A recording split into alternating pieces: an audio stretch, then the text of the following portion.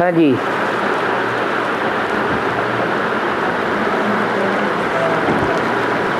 सीढ़ी के चित्र में त्रेता के अंत में 3 कटी हुई सीढ़ियां दिखाई गई हैं,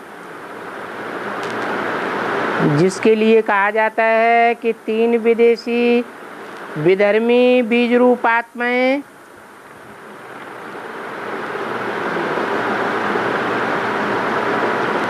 राज्य तो करती हैं,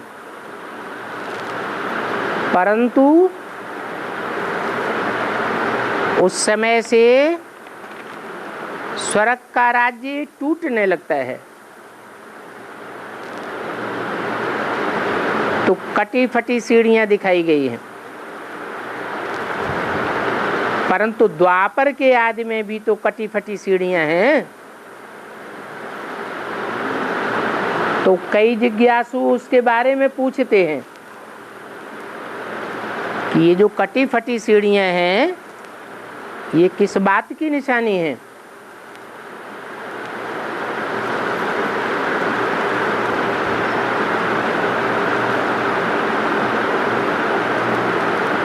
जब द्वापर के आदि में और त्रेता के अंत में पृथ्वी का बैलेंस बिगड़ जाता है, देवताएं वाम मार्ग में जाने लगते हैं,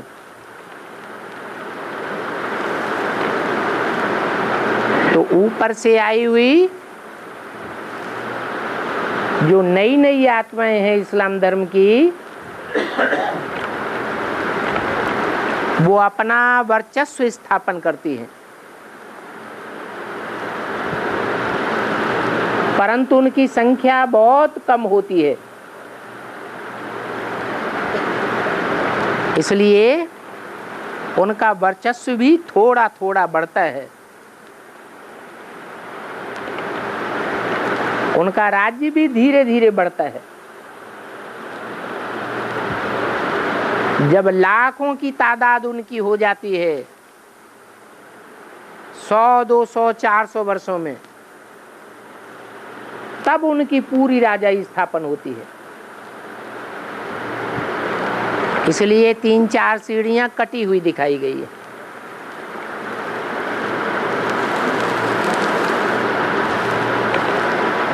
अगला प्रश्न है,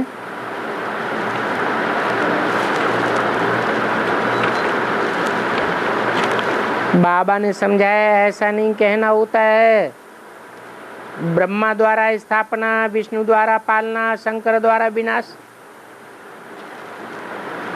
ये क्रम रांग है। जो कहते हैं ब्रह्मा विष्णु शंकर,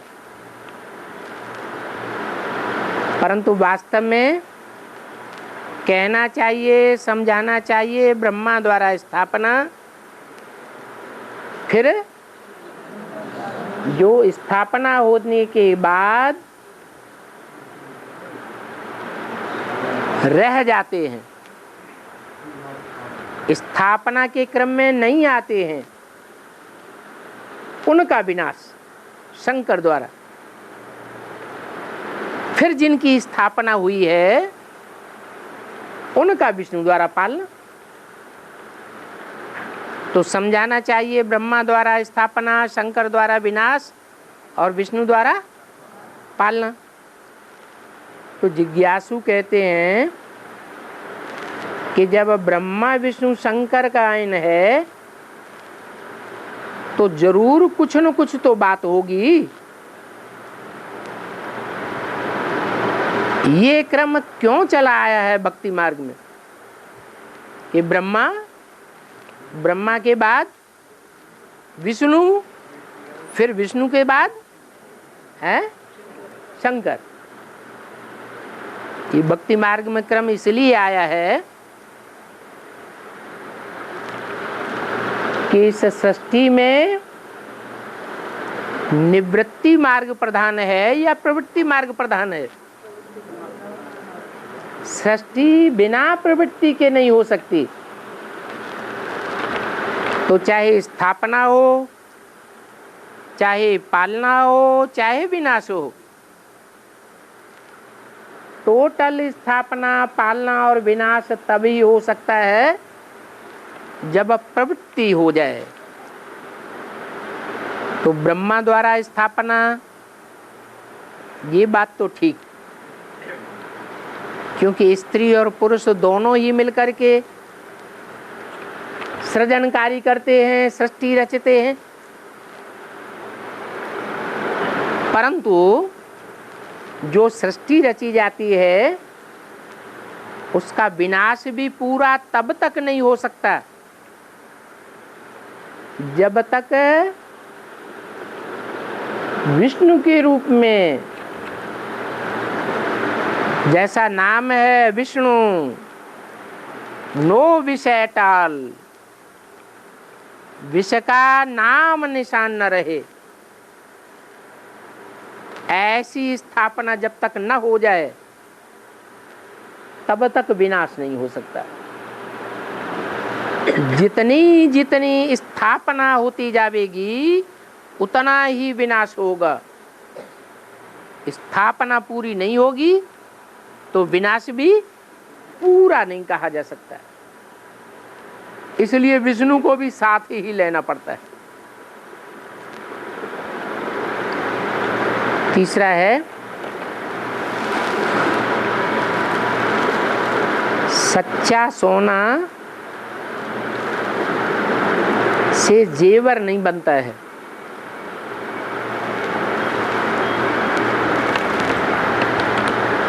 क्योंकि सच्चा सोना मोल्ड नहीं होता है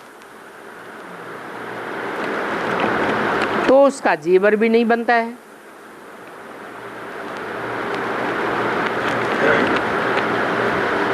सोना माने सच्चाई,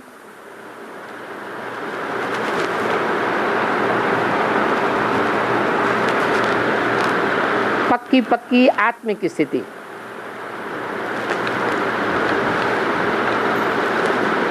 ऐसी आत्मिक स्थिति में टिकने वालों के द्वारा सुख ही सुख मिलता है।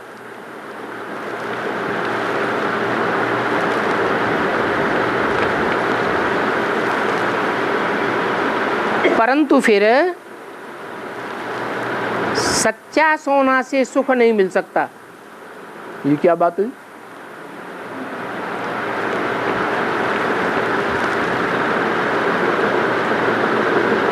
सतयुग आदि में जो भी आत्माएं उतरेंगी परम धाम से, वो 100% सच्ची नहीं होंगी, है? होंगी या नहीं होंगी? सतयुग में उतरेंगी या संगम में उतरेंगी, है? नहीं, संगम जब तक रहेगा तब तक सच्ची आत्माएं इस सृष्टि पर होंगी तो, लेकिन ऐसी सच्ची आत्माएं नहीं होंगी जो वाइब्रेशन से बच्चे की पैदाइश कर सकें।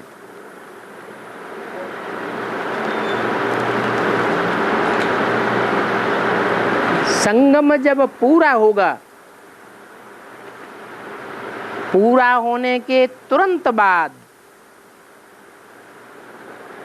जो कृष्ण बच्चा पैदा होगा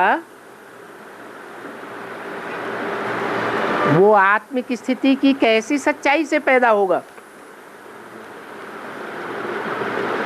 दृष्टि से पैदा होगा या वाइब्रेशन से पैदा होगा? है? वाइब्रेशन से पैदा होगा। वो ही सच्चा सोना है। उसके बाद जो बच्चे पैदा होंगे उनमें कुछ न कुछ दृष्टि का देह भान होगा। जैसे राधा कृष्ण में दिखाया जाता है कि वो एक दूसरे को बड़े प्यार से देख रहे हैं। अब व्यभिचारी दृष्टि का प्यार है तो दृष्टि भी तो देह का अंग है ना, है या नहीं? तो कुछ न कुछ देह भान मिक्स हो गया। तो ऐसे नहीं कह सकते कि एकदम 100% सच्चा सोना सुख नहीं दे सकता।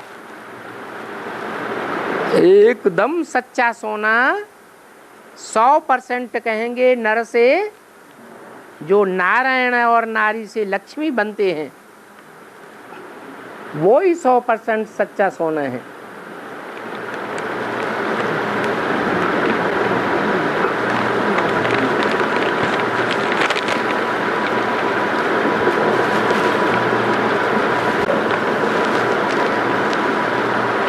बाबा ने वार्तालाप में कहा है कि जड़ चित्रों से भी वाइब्रेशन मिलता है। जो जड़ चित्र है जिसमें आत्मा नहीं है, उससे वाइब्रेशन कैसे मिल सकता है?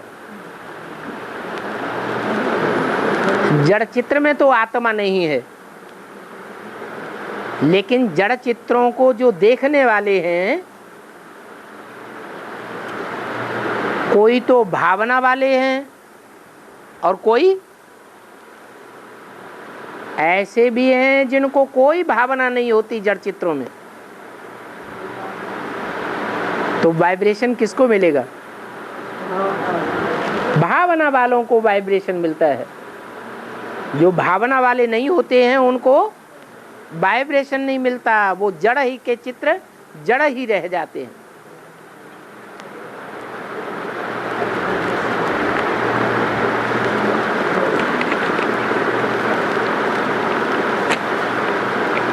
दुनिया में ऐसे भी बच्चे होते हैं जो अपने बाप को ही मार डालते हैं। तो यहाँ भी ऐसे बच्चे होंगे। ब्राह्मणों की दुनिया में शूटिंग पीरियड में जरूर ऐसे बच्चे भी हुए होंगे जो अपने बाप को भी अनिश्चय बुद्धि बनाए देते हैं। अनिश्चय बुद्धि माने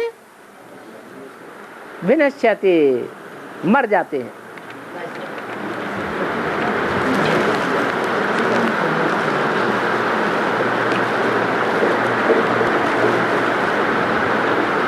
आगे चल के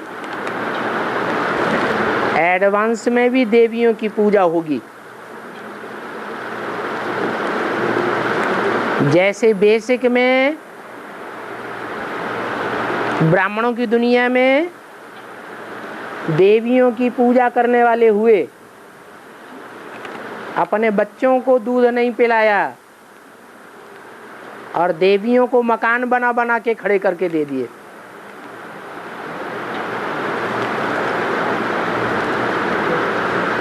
वो तो आधार मूर्त दुनिया है।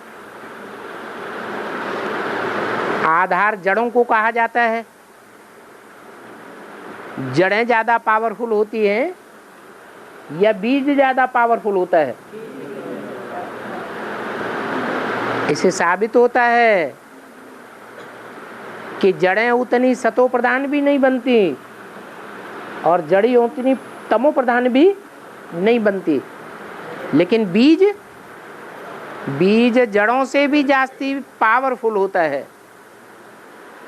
वो जास्ती तमो प्रधान भी बनता है तो जास्ती सतो प्रधान भी बनता है।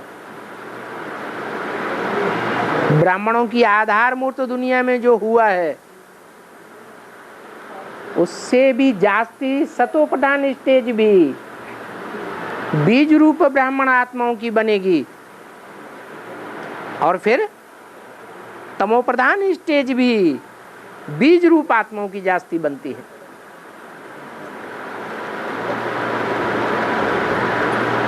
तो क्या यहाँ भी दृष्टि का व्यभिचार शुरू हो जाएगा?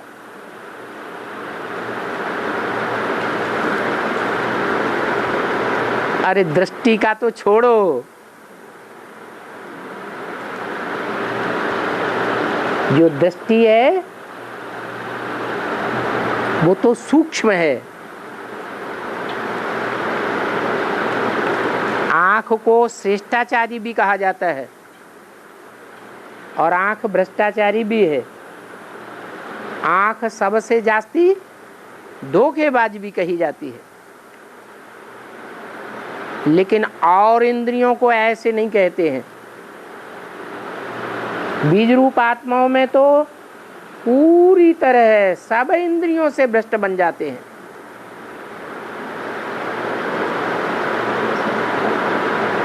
ऐसे जब भ्रष्ट बनते हैं तब श्रेष्ठ भी बनते हैं। शिव बाबा कहते हैं मैं धोबी हूं। धोबी जब कपड़े धोता है तो क्या करता है? कपड़ों को सौंधता है। खेत में जो सफेद मिट्टी मिलती है ना, उस सफेद मिट्टी में कपड़ों को मिक्स कर देता है। जब कपड़े बिल्कुल गंदे देखने में आते हैं तब उनको घाट पर ले जाता है और शुद्ध पानी से धोता है।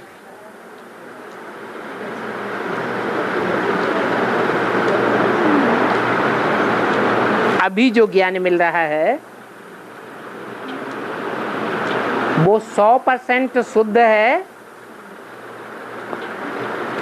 या ज्ञान भी सतो से रजो, रजो से तमो होता रहता है?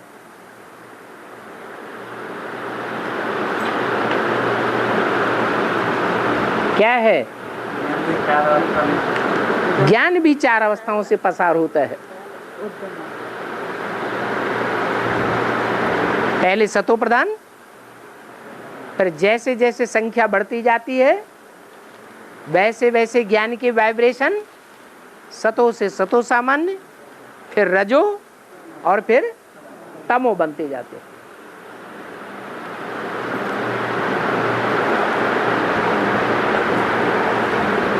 तो अभी कपड़े सतो प्रधान बन रहे हैं, आत्माएं सतो प्रधान बन रही हैं कि और ही जास्ती तमो प्रधान बनती जा रही है।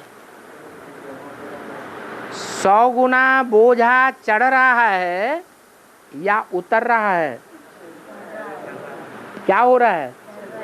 चढ़ रहा है।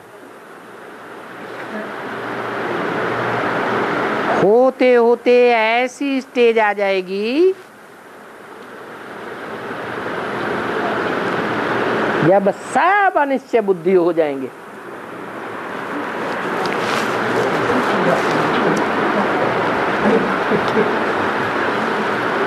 शिव बाबा भूल जाएगा और देवियों की पूजा शुरू हो जाएगी, और एक देवी की नहीं, कितनी देवियों की पूजा करते हैं? हैं? 9 देवियों की पूजा करते हैं।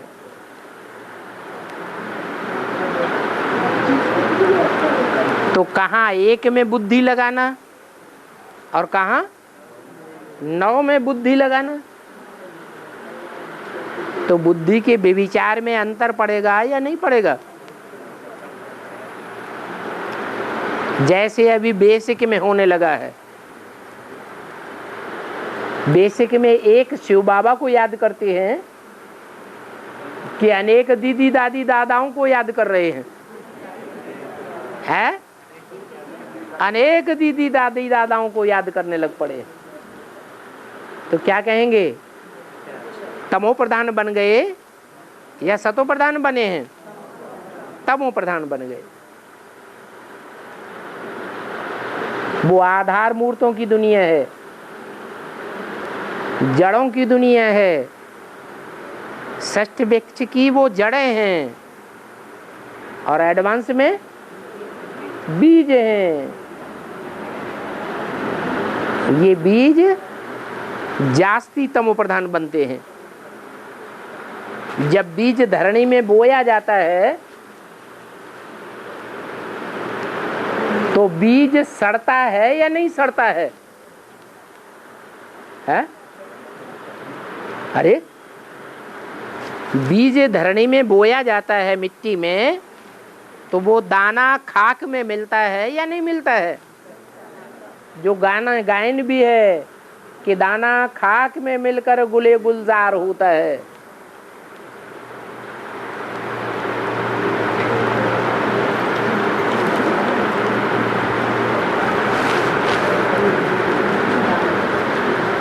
ये बीज रूप आत्माएं बड़ी स्वाभिमानी है। स्वाभिमानी कहो या इनको देह अभिमानी कहो, क्योंकि दुनिया में जितने बीज हैं,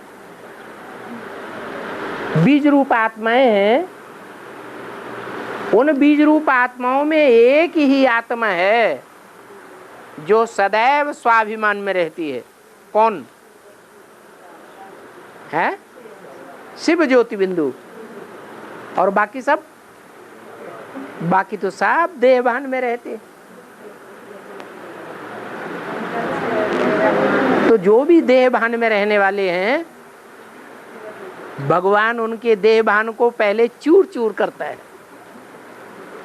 वैसे भी भक्ति मार्ग में कहा जाता है कि भगवान अपने भक्तों का देह अहंकार सहन नहीं करता, उनके देह अहंकार को पूरा मिटाई देता है। तो ऐसे ही ये बीज रूप आत्माएं हैं, ये खाक में मिल जाती हैं, इनका देहभान चूर चूर हो जाता है, तब फिर नई दुनिया की शुरुआत होती है। शिव बाबा की अच्छी से अच्छी याद कैसे होगी?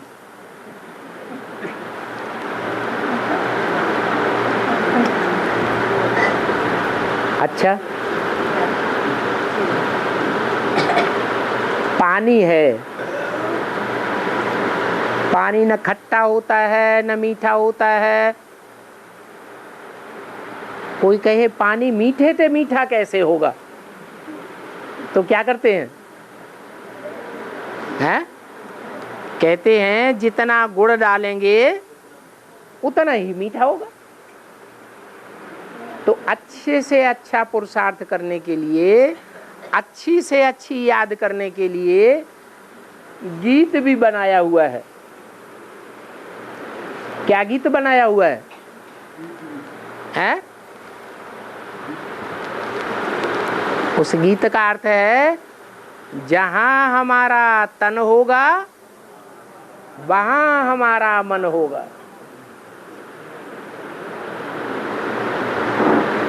अगर आधा तन लौकिक में लगावेंगे, लौकिक संबंधियों की सेवा में लगावेंगे, और आधे तन की ताकत ईश्वरीय सेवा में लगावेंगे, तो आधी याद आएगी या संपूर्ण याद आवेगी?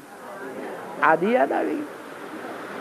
ऐसे ही जिंदगी का कमाया हुआ आधा धन ईश्वरीय सेवा में लगावेंगे और आधा धन आसुरी दुनिया की सेवा में लगावेंगे, तो रिजल्ट क्या आवेगा? 100% रिजल्ट आवेगा या पूरा रिजल्ट आवेगा? 50% ही रिजल्ट आवेगा।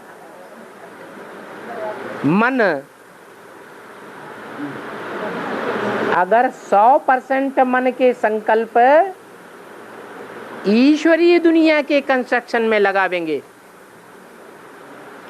तो 100% रिजल्ट आएगा, अच्छी याद आएगी। अगर 50% मन के संकल्प फिल्मी दुनिया में लगा दिए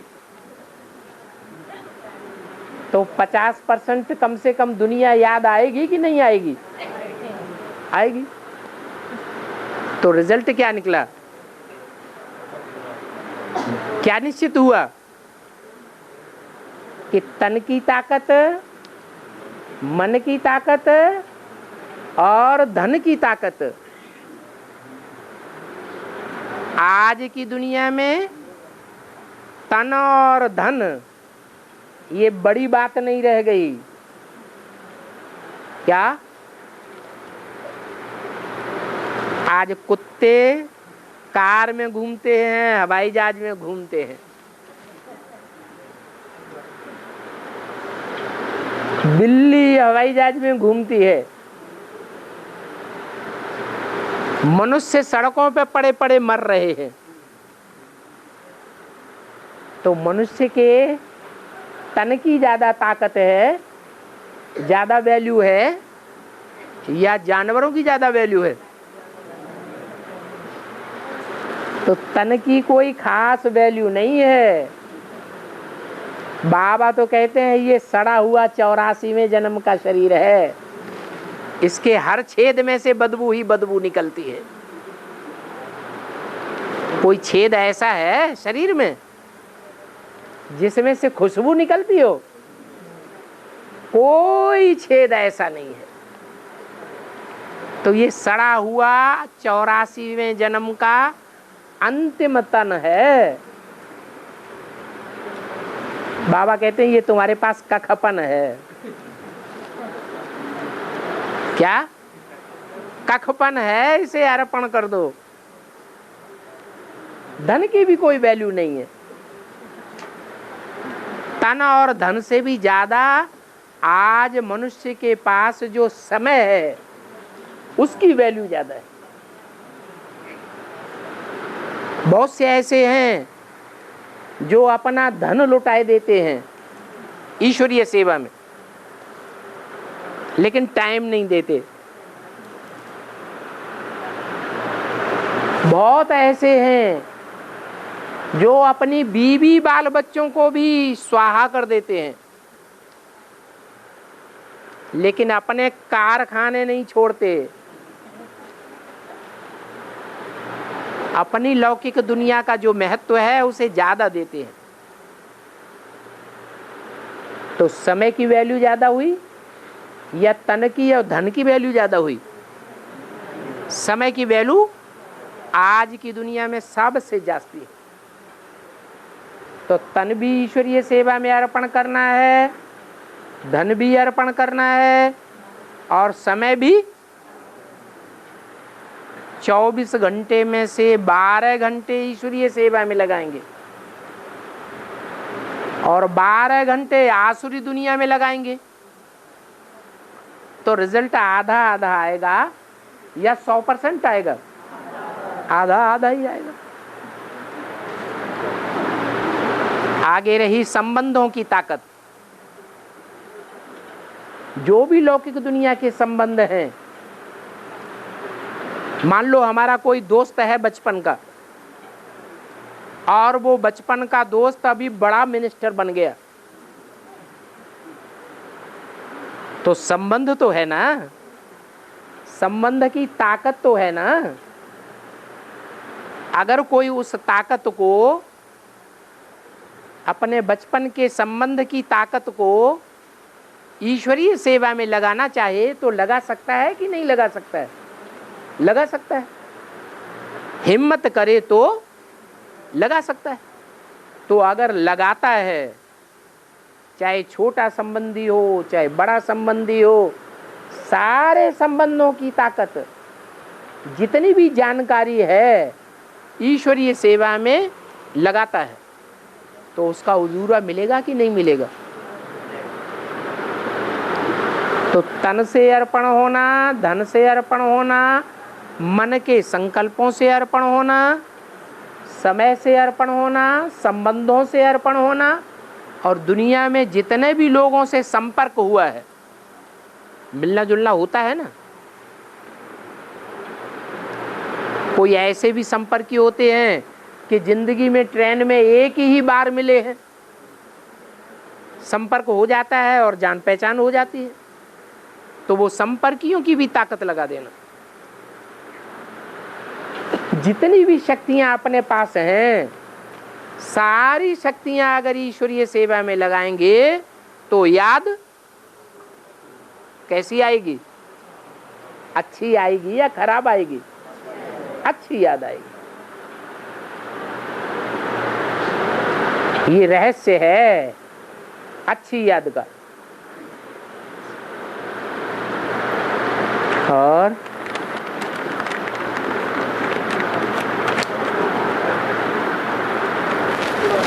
हाँ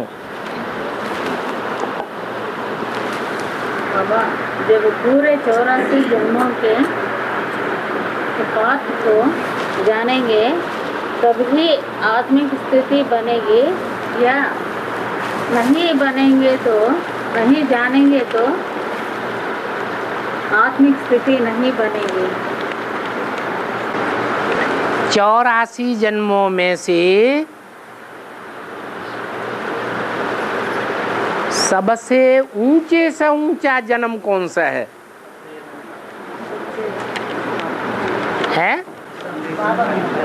कौन सा जन्म? संगम युग के ब्राह्मण जन्म का अंतिम स्टेज का जो स्वरूप है, उसकी हमको अगर पहचान हो जाए तो आत्मिक स्थिति जरूर बनेगी।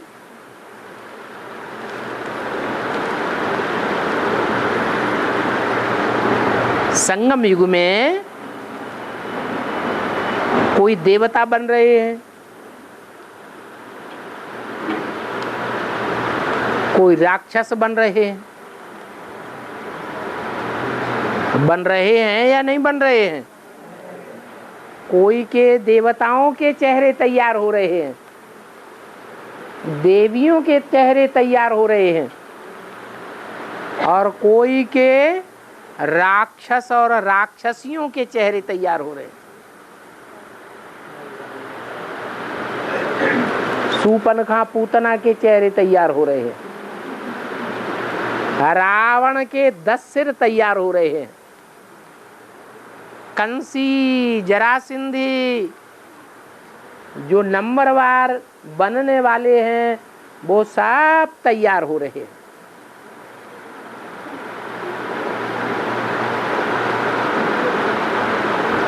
तो उनको अपना पार्ट जब प्रत्यक्ष हो जाएगा तो अपनी ताकत का भी पता चलेगा या नहीं चलेगा?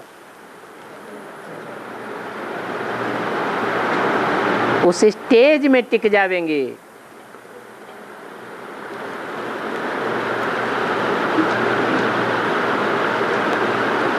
और उनको उस तरह की याद भी आने लगेगी। 84 जन्म तो बाद में अंतिम स्टेज में डिक्लेयर होंगे।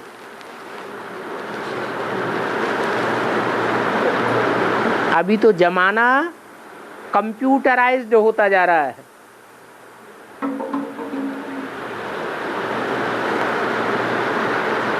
कंप्यूटर में रिजल्ट निकालने के लिए एक बटन दबाते हैं और सारा रिजल्ट बाहर आ जाता है।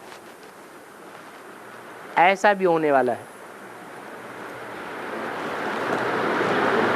लेकिन जो मुख्य जन्म है, संगमयुगी ब्राह्मण जन्म का अंतिम स्टेज, उसका अभी पता चलना चाहिए, जिसमें पता चले कि मैं आत्मा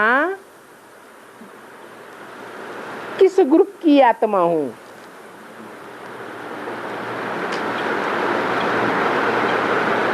ब्राह्मणों की 9 कुरियां हैं,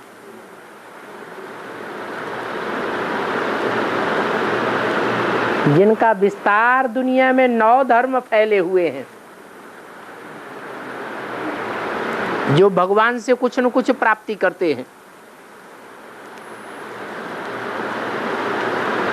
उन ब्राह्मणों की 9 कुरियों में मैं किस कुरी का ब्राह्मण हूं?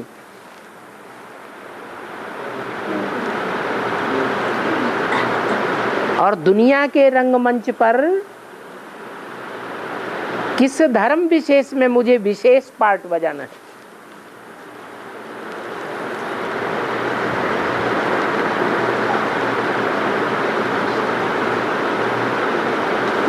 और उन धर्म विशेष में, उन कुरियों में जो ऊंची स्टेज के पार्टधारी हैं, उन ऊंची स्टेज के पार्टधारियों में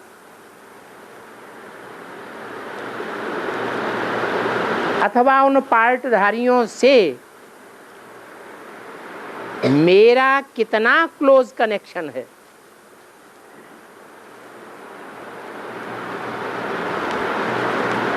जैसे सूर्यवंश का बाप है, तो सूर्यवंश में ऊंची स्टेज का है, उसके मैं कितने नजदीक हूं।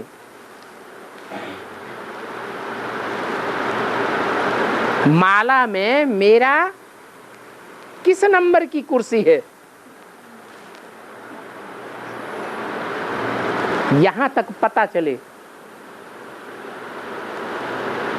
तो नशा क्यों नहीं चढ़ेगा। नशा चढ़ता जाएगा, आत्म की स्थिति बढ़ती जाएगी,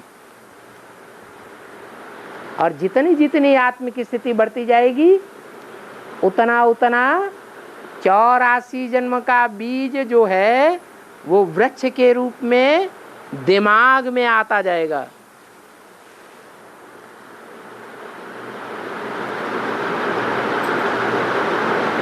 उदाहरण के तौर पर जैसे रामकृष्ण की आत्माएं अभी वर्तमान ब्राह्मण जीवन के पुरुषार्थी जीवन में अपने अनेक जन्मों को पहचानती जा रही है या नहीं पहचानती जा रही है? है? पहचानती जा रही है। ऐसे ही जितने भी कुरियों के ब्राह्मण हैं, उनके मुखिया और उनके कनेक्शन में आने वाली जो भी आत्माएं हैं नंबरवार, वो सब अपने अपने महत्व को पहचानती जाएंगी, अपने अपने अनेक जन्मों को पहचानती जाएंगी, और उनका नशा बढ़ जाएगा।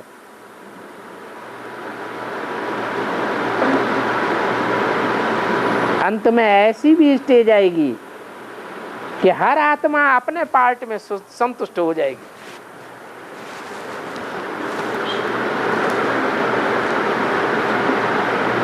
रावण का जो पहला मुख है वो कहेगा वाह मैं बहुत अच्छा हूं,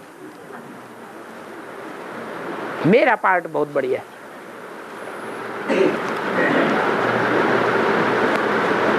और अरे और 5 मिनट हैं।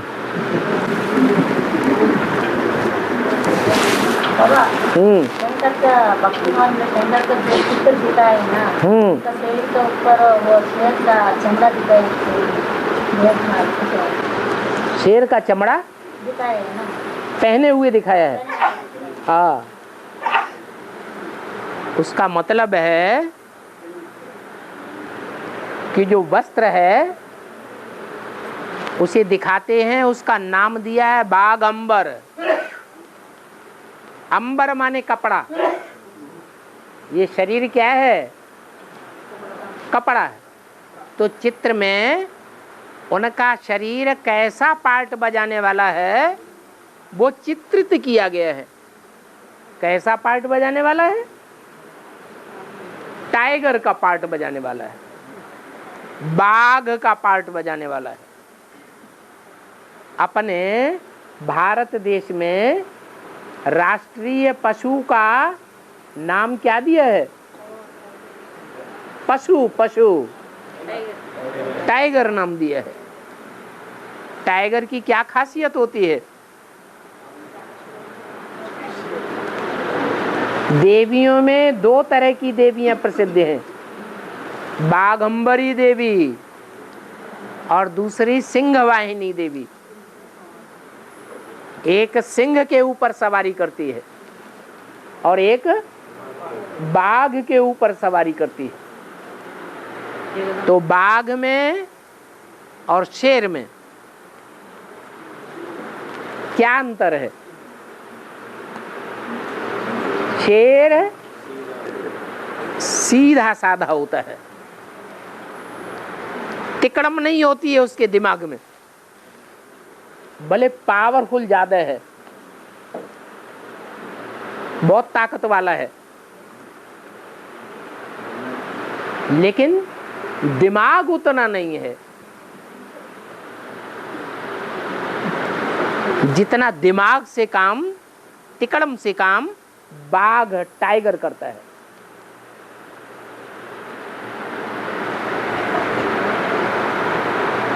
तो जब लड़ाई का मौका आता है, टक्कर खाने का मौका आता है, तो बाघ ज्यादा विजयी होगा या शेर ज्यादा विजयी होगा? बाघ विजयी हो जाता है, क्योंकि बड़ा चालाकी से लड़ाई लड़ता है। शेर सीधा हमला करेगा और बाघ कभी सीधा हमला नहीं करेगा, देखेगा अभी मौका नहीं है तो किनारा कर देगा, और जैसे ही मौका देखेगा वैसे ही हमला कर देगा। तो ये पार्ट शंकर का है।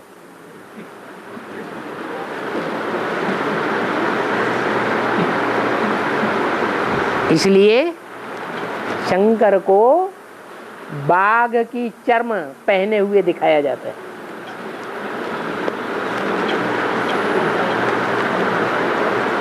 और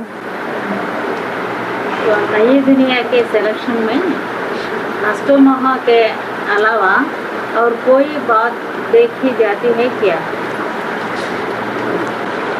नई दुनिया के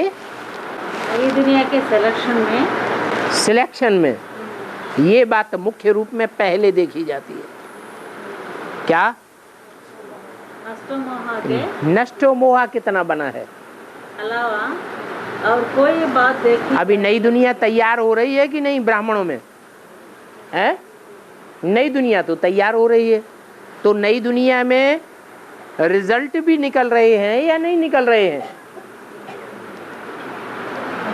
पहले 3 आत्माओं के रिजल्ट निकले।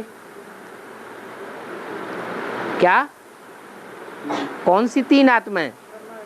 ब्रह्मा, बाप और जगदम्बा। 3 के पार्ट प्रत्यक्ष हुए। उन तीनों के पार्ट प्रत्यक्ष होने में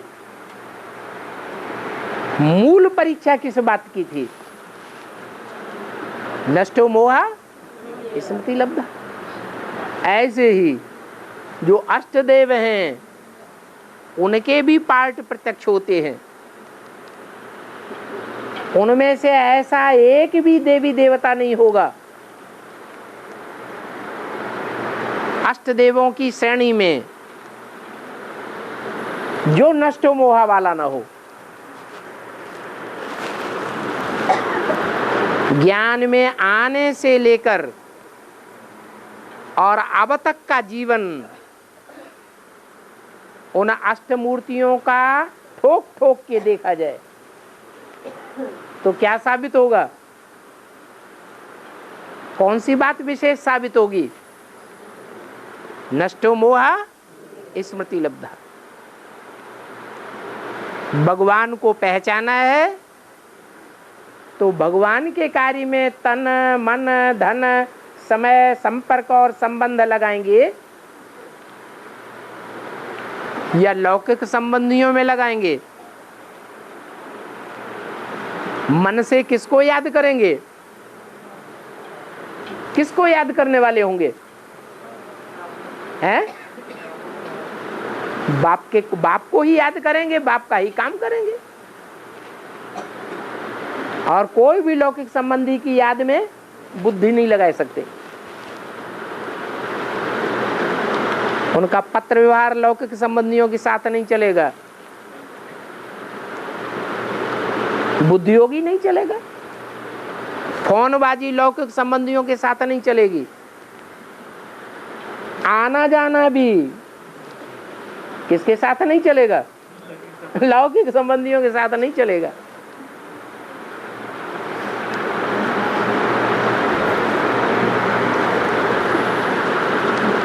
तो नष्टो मोहा ये साबित हो जाता है। ब्राह्मण जीवन का मुख्य लक्ष्य क्या है पढ़ाई का? नष्टो मोहा स्मृति लब्धा। और ऐसे भी नहीं कि अंत समय में ये दिखाई दे, नहीं, जब से ज्ञान में आए हैं तब से ही ये काउंट होना शुरू हो जाता है नंबरों का कि कितने नष्टो मोहा बने हैं। लंबे समय का पुरुषार्थ, अंत समय की जो माया की परीक्षा होगी फाइनल पेपर की, उसमें ये अभ्यास काम में आवेगा। ऐसे नहीं थोड़े समय का अभ्यास, लंबे समय का अभ्यास काम आएगा। और 2500 साल में 63 जन्म लेते हैं, आयु कितनी होगी? क्या 2005? हाँ 2500 साल में 63 जन्म लेते हैं।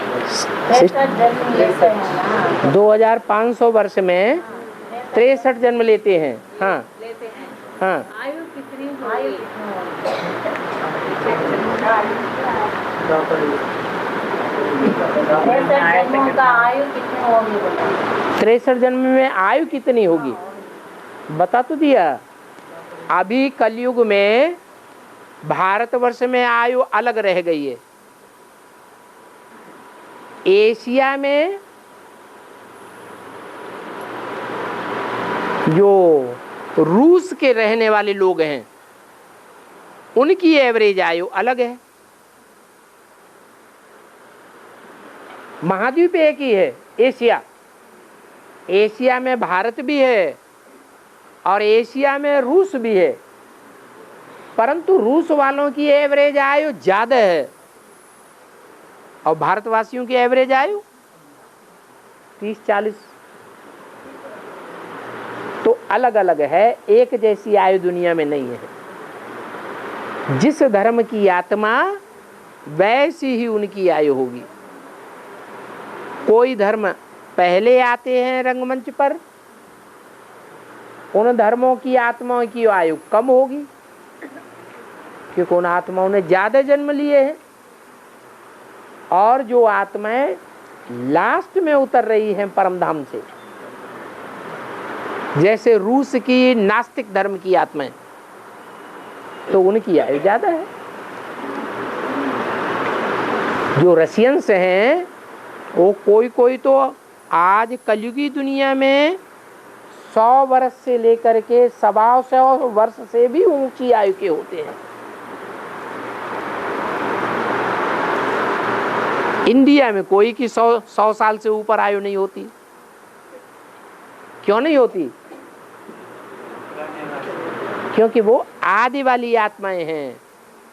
उन्होंने ज्यादा जन्म लिए हैं भारतवासियों ने, और रूस वालों ने बहुत कम जन्म लिए। नई उतरी हुई आत्माएं हैं। तो सतो प्रधान स्टेज है। और बाबा भक्ति मार्ग में देवियों का मंदिर दिखाते हैं ना, एक एक देवियों के ऊपर सांप का, सांप दिखाया हुआ देवियों का मंदिर में। हाँ तो क्या देखना है क्या? यहाँ सांप नहीं चढ़ बैठते हैं। सांप काटते हैं कि नहीं काटते हैं? जब सांप काटते हैं तो नशा हो जाता है कि नहीं? उन सांपों से बचने के लिए एडवांस में कन्याओं माताओं की ज्यादा सुरक्षा से रखा जाता है या बेसिक वालों की तरह रखा जाता है? कैसे रखा जाता है? हैं? उन सांपों से काटने से बचने के लिए कन्याओं माताओं को ज्यादा सुरक्षा दी जाती है। अगर सुरक्षा में न रखा गया और किसी सांप ने डस लिया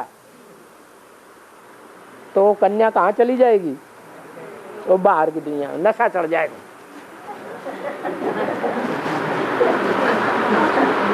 फिर उस नशा के, उस नशीले सुख के आगे उन्हें ईश्वरीय सेवा, ईश्वरीय सुख कुछ भी नहीं दिखाई पड़ेगा।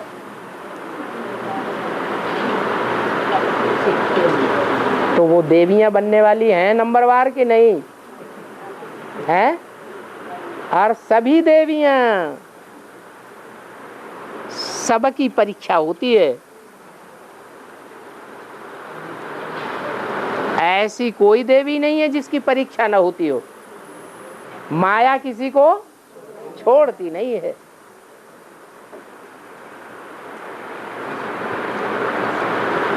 तो मंदिरों में देवियों के ऊपर सांप दिखाए जाते हैं, सच्ची बात है या झूठी बात है?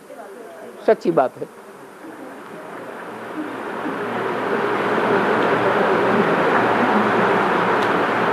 और बाबा, जब हम गहरे याद करते हैं तो बाबा को टचिंग होता है क्या? जो पूछने वाला है, जब बाबा कहता है तो बाबा कहते समय उसकी बुद्धि में कौन सी आत्मा आती है? 84 जन्म लेने वाली आत्मा याद आती है बाबा के रूप में, या जन्म मरण के चक्कर से जो न्यारी आत्मा शिव की है, शिव ज्योति बिंदु, वो याद आता है? पढ़ो फिर से। जब हम गहरे याद करते हैं, जब हम गहरी याद करते हैं तो बाबा को टचिंग होता है क्या? हाँ, तो कौन सी आत्मा को बाबा कहा? हाँ, शिव बाबा को कहा। तो शिव बाबा त्रिकालदर्शी नहीं है, ये पूछने की बात है। शिव बाबा त्रिकालदर्शी है या नहीं है? है, पूछने की बात ही नहीं। और